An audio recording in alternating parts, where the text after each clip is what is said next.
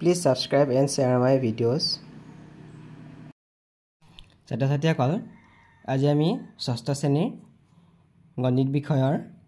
5 number পাঠ অখণ্ড সংখ্যাৰ কিছুমান প্ৰশ্ন আমি আলোচনা কৰিম।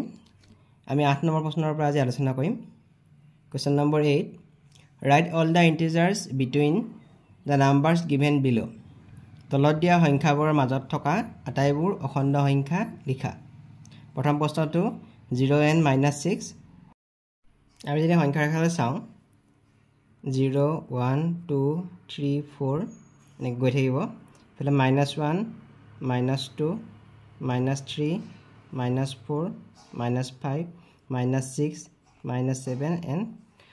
-8 আমাক কৈছে 0 আৰু -6 এটো 0 আৰু -6 সংখ্যাটো হৈছে এটো ইয়াৰ মাজত থকা অখণ্ড সংখ্যাবোৰ হ'ব -5 -4 -3 -2 আৰু -1 The integers between 0 and -6 are 0 আৰু -6 ৰ মাজত থকা অখণ্ড সংখ্যাবোৰ হ'ল -5 -5 -4 -3 -2 আৰু -1 এটো ইয়াৰ উত্তৰ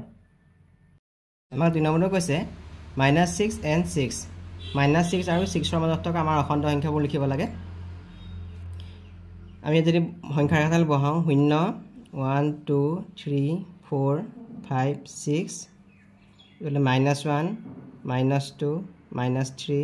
-4 -5 -6 -7 আমাক কৈছে -6 আৰু 6 গতিকে -6 সংখ্যাটো হ'ল এটো আৰু 6 সংখ্যাটো হৈছে এটো যদি ইয়াৰ মাজত থকা অখণ্ড সংখ্যাবোৰ হ'ব -5 -4 -3 -2 -1 0 1 2 3 4 5 The integers between -6 and 6 are -6 আৰু 6 ৰ মাজত থকা অখণ্ড সংখ্যাবোৰ হ'ব -5 -4 -3 -2 -1 0 1 2 3 4 আৰু 5 এইকেইটা হ'ল ইয়াৰ মাজত থকা অখণ্ড সংখ্যা 3 নম্বৰ প্ৰশ্ন কৈছে -7 and 0 -7 আৰু 0 ৰ মাজত থকা অখণ্ড সংখ্যা বুলিবলৈ কৈছে আমি এটা সংখ্যা ৰেখা পাতি লৈছো ইয়াত সোঁফালে থকাখিনি সদায় পজিটিভত আছে +1 +2 বাওঁফালে থকাখিনি সদায় 0 ৰ পৰা বাওঁফালে থকাখিনি সদায় নিগেটিভত আছে ঋণাত্মক অখণ্ড সংখ্যা -1 -2 -3 -4 -5 -6 -7 আমাক কৈছে -7 আৰু 0 মাজত থকা এটো -7 আৰু 0 বুলি ক'লে আমি পালো এটো ইয়াৰ মাজত থকা অখণ্ড সংখ্যাবোৰ হ'ব -6 -5 -4 -3 -2 আৰু -1 -6 -5 -4 -3 -2 আৰু -1 আমাক 4 নম্বৰ কোৱেশ্চনটো কৈছে -4 and 5 -4 আৰু 5 ৰ মাজত থকা অখণ্ড সংখ্যা উলিয়াব লাগে এডাল সংখ্যা ৰেখা আমি পাতি লৈছো ইয়াত আমি 0 ৰ পৰা সোঁফালে থকাখিনি সদায় সংখ্যাখিনি পজিটিভ সংখ্যা ধনাত্মক সংখ্যা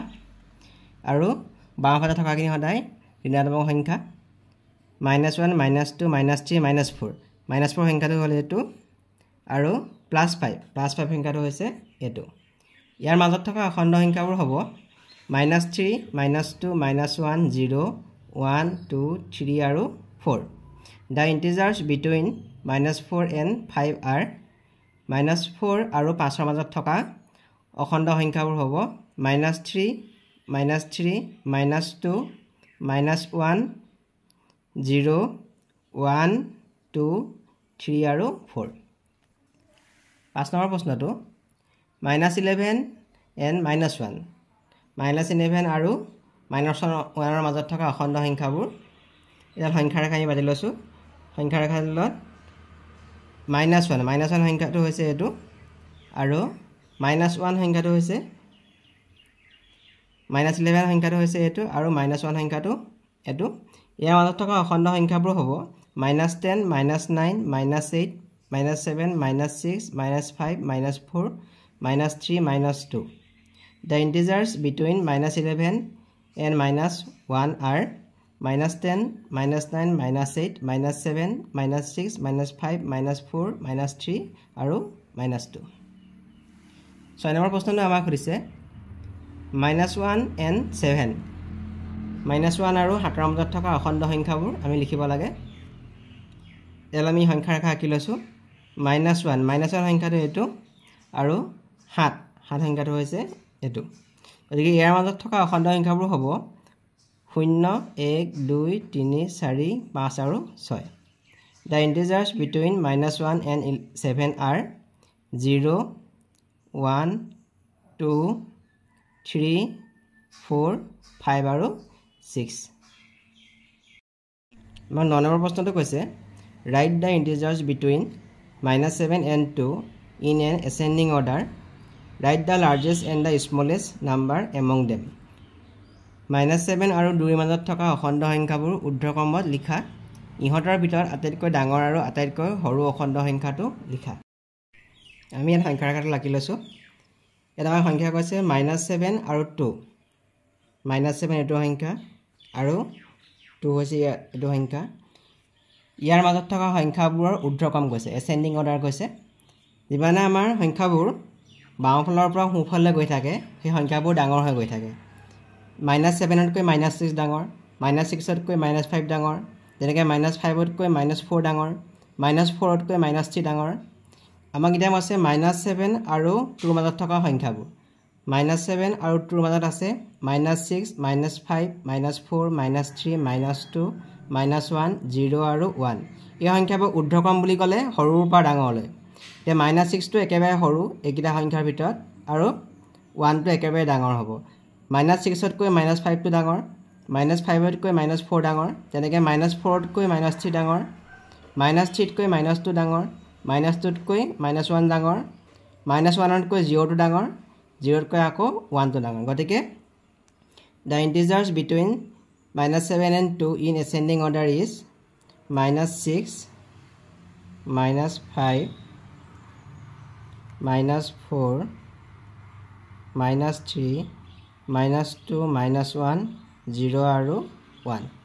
এটি ইয়াৰ ascending order the largest number among them এই সংখ্যাৰ ভিতৰত আটাইতকৈ ডাঙৰ সংখ্যাটো হ'ল 1 আৰু একেবাৰে সৰু সংখ্যাটো হ'ব -6 the largest number among them is 1 the smallest number among them is -6 একেবাৰে সৰু সংখ্যাটো হ'ব -6 আৰু একেবাৰে ডাঙৰটো হ'ব 1 question number 10 write 5 negative integers greater than -12 -12তকৈ ডাঙৰ 5টা ঋণাত্মক অখণ্ড সংখ্যা লিখা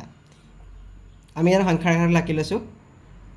সংখ্যা ৰেখাটো আঁকি ইয়াত চাইছোঁ -12 হৈছে এইটো সংখ্যা -12তকৈ ডাঙৰ -12ৰ পৰা যিমানে সংখ্যাবোৰ আমি সোঁফালে গৈ থাকিম সংখ্যাবোৰ ডাঙৰ হৈ গৈ থাকে এতিয়া -12তকৈ ডাঙৰ ঋণাত্মক সংখ্যা বুলি ক'লে আমি -11 -10 -5 -9 -8 -7 এই সংখ্যাবোৰ হ'ব আৰু ধনাত্মকখিনিও -12তকৈ ডাঙৰ হ'ব কিন্তু আমাক ইয়াত কৈছে প্ৰশ্নটো কৈছে ঋণাত্মক অখণ্ড সংখ্যা কৈছে গতিকে আমি -11ৰ পৰা -1লৈকে যিকোনো 5টা সংখ্যা লিখি দিলে হ'ব 5 negative integers greater than -12 are -11 -10 -9 -8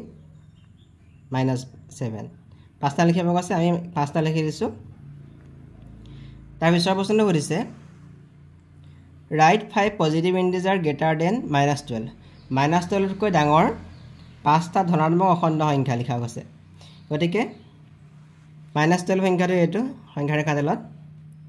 -12তকৈ ডাঙৰ 5টা অখণ্ড সংখ্যা ধনাত্মক অখণ্ড সংখ্যা কৈছে গতিকে আমি 1ৰ পৰা আৰম্ভ কৰিম ইয়াৰ পৰা যিকোনো 5টা লিখি দিলে হ'ল 1 2 3 4 ইয়াৰ পৰা যিমান সংখ্যা আছে তাৰ ভিতৰত আমি যিকোনো 5টা লিখি দিলে হ'ল আমি লিখিছোঁ 1 2 3 4 আৰু 5 আৰু বেলেগ সংখ্যাও আমি লিখিব পাৰোঁ অকল 5টা লিখিব কৈছে গতিকে আমি এইকেইটা সংখ্যা লিখি দিছোঁ